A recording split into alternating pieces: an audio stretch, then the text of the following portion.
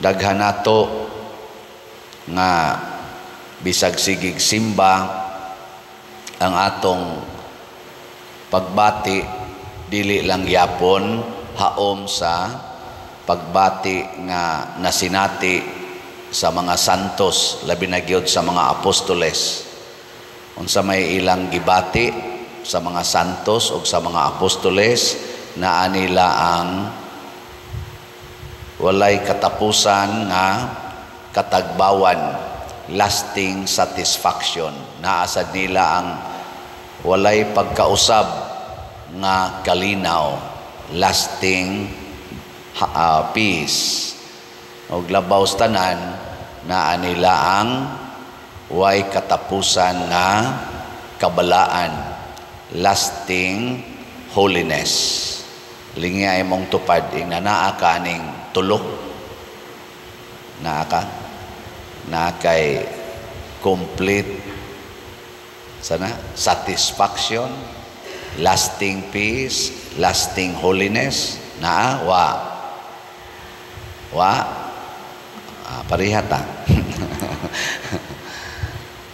Og nganong wa man ta katagamtam kay wa pasad ta kasinati sa gibuhat sa mga santos o sa gibuhat sa mga apostoles. Kana bang the personal encounter with Jesus. Unang kasagaran nato nagsalig lang sa atong nabati. Unang murata og kanang lusay nga sunod-sunod lang ba? Sunod-sunod. Ug asa ganing hangin, asang bawd adto sad pilay ana. Kay gasalig lang tas atong nabati. Ana kasagaran manimba ta ingon dahin ari ko diri simba kay maining muwaling paria. Ana. Ari ko diri simba kay nindot ilang simbahan. Ari ko diri simba kay maini na healing dali ratang maayo diri. Ana. Di ko musimba dinhi kay batig naong ang pare. Di ko musimba diri kay makaduka ang walis pare. Mura lang taga pilay-pilay na lang ba? Laing lingi sa imong tupad ing nanganong ni amang kanisimba. Pangatan na. Nanganong ni pabor-pabor lang.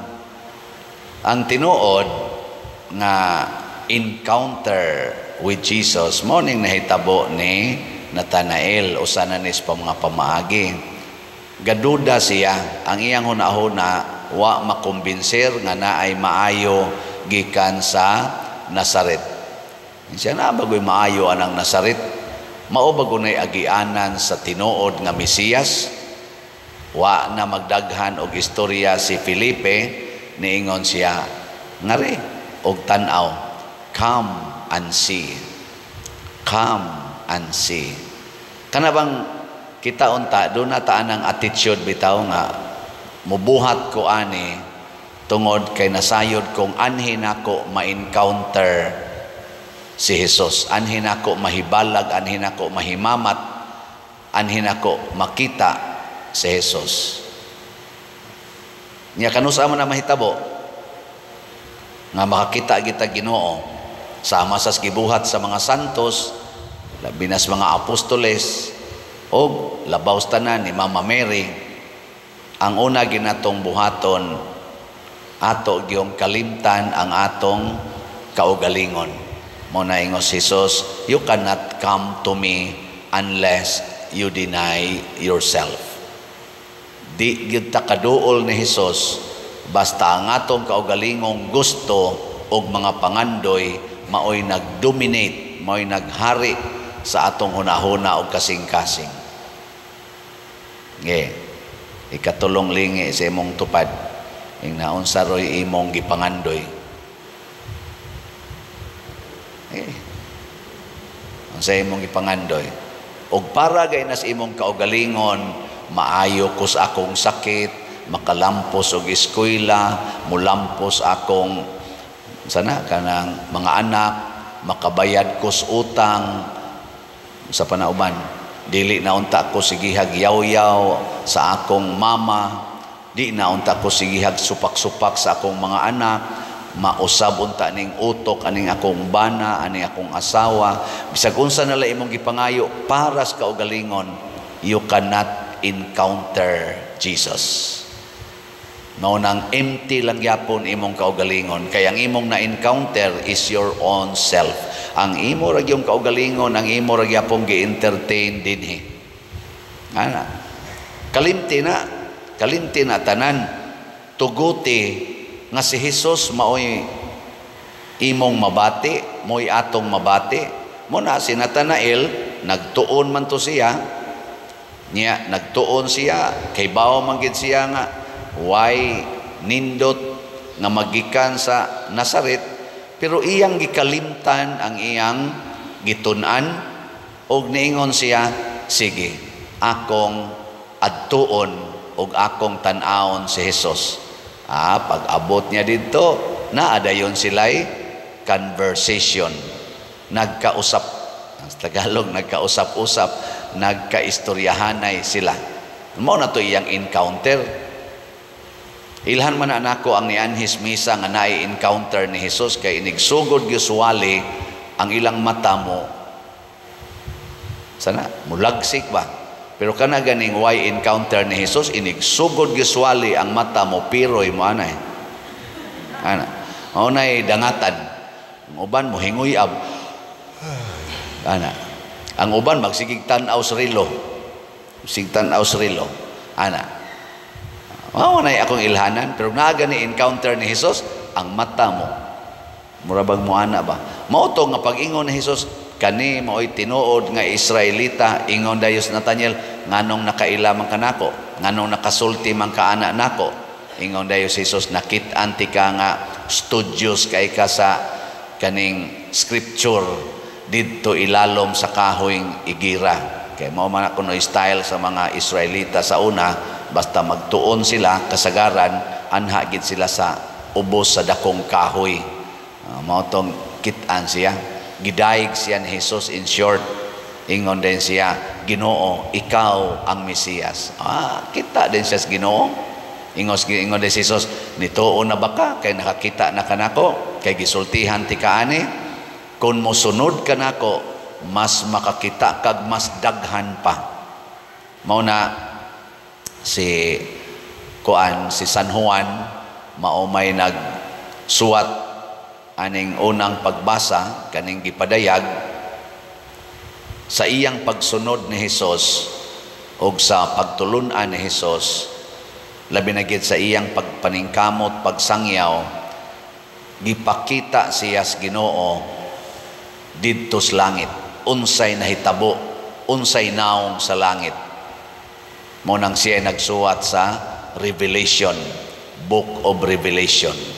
Ug usas iyang gisuwat nga gibasa nato sa unang pagbasa, ang langit di ay na ay 12 ka ganghaan nga nagrepresent sa 12 ka tribo sa Israel, katong anak ni Jacob, apo ni Isaac, sungkod ni Abraham.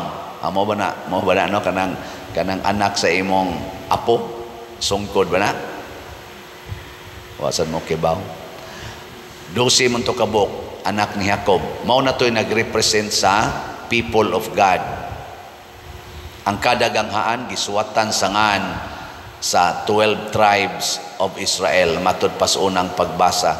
Apan kining maong syudad nga naggilak-gilak daw haspe, kanang bato nga mugilak murag diamond, naggilak-gilak sa kanindot, nagtungtong ni siya og napulo og duha, 12 sad ka sukaranan nga bato, lig-on nga sukaranan, og unsa man na siyang mga sukaranan gisuwatan sa ngalan sa 12 ka mga apostoles. Naapil na dito si Juan. Nya kay naapil mang iyangan dito, mas nadasig siya nga mopadayon. Sige kuno be, linga imong tupad ing naapil ka dito sa langit. Naapil ka. Kay di ganita makonvince nga kining atong gibuhat maapil ta dito sa pagsuwat dito sa langit, dili tingali adtong bato, kay special man to katong sukaranan, 12 ra man to kabuk, at least sa libro sa kinabuhi dito sa langit, maapil unta ta. Siguro unta ta nga kada nato buhat ani, naapil ta sa nalista ta sa listahan sa mga taong tuas langit. Kay kanimang kong Book of Revelation nga atong gibasa karon, chapter 21. Sa chapter 20, basaha niya ninyo ha, kinatibukan ani, chapter 20 o chapter 21. Sa chapter 20 gibutang dito nga dunay basahon sa kinabuhi nya, inig-atubang nato sa judgment seat, inig-ukab sa libro atong kinabuhi, nasuwat ganing atungan dito adto ta dadon aning nagilak-gilak nga syudad.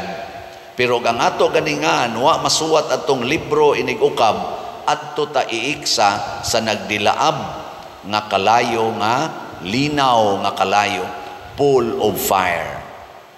Ug mao na to ang gitawag og impyerno or second death.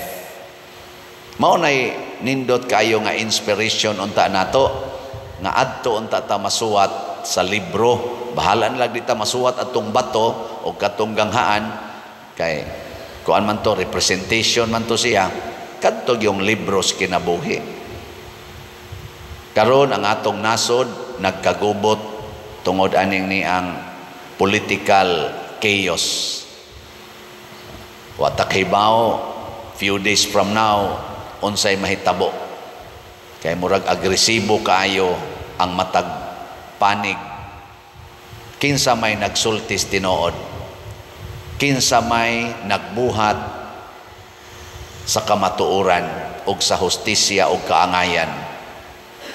Unsaon pag-identify nato? Sayon ra kayo kadtong makapaduol nato sa Ginoo, kadtong makapaduol nato sa kabalaan sa kinabuhi, kanang maong buhat mo'y atong sundon. Dili kadtong makapalayo nato sa Ginoo or makapalayo nato sa kabalaan. Ug unsa may number 1 nga gauge para nako, kana gyung kwarta.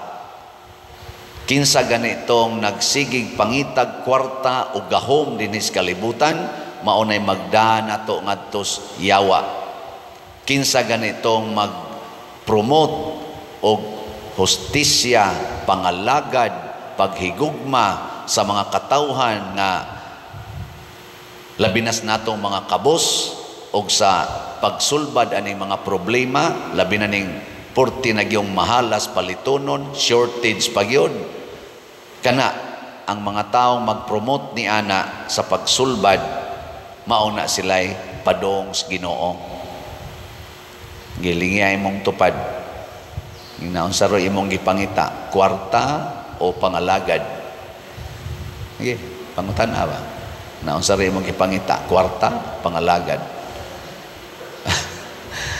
Kay kung kwarta gani imong gipangita karon, dili pagpangalagad, kana nagsunod ka siyawa. Kay matod pa ni Kristo, you cannot serve two masters at the same time.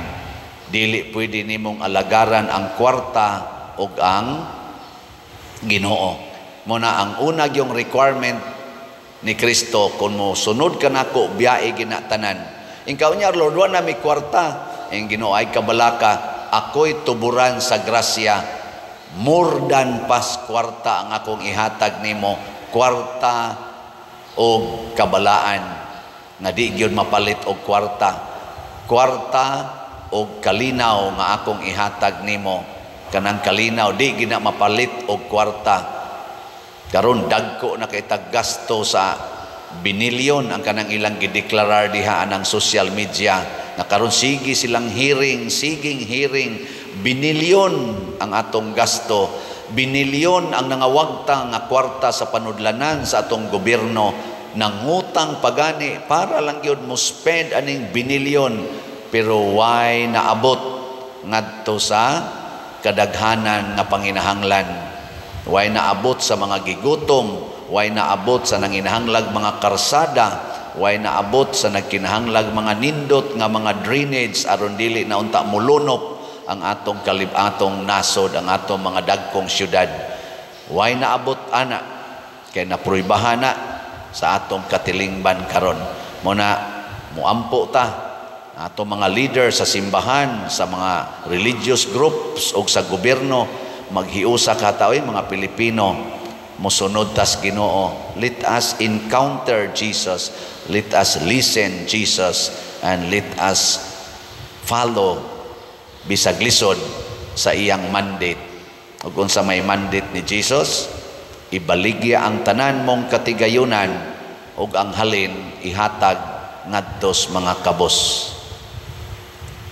Sige, katapusang lingi ing naandam na kang mobaligya.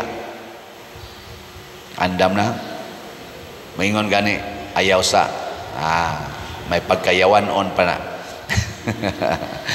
Na padayon tas pagampo, dili lang sa ampo lang, padayon tagbuhat sa mga butang nga gikinahanglan alang sa kabalaan. Ang mga apostoles nang lakaw nagtrabaho para sa kaluwasan. Kita sa dunta human nato rosmisa, human nato paminaw kamo mga online parishioners, manglakaw ta og mosangyaw sa maayong balita, pulong og buhat.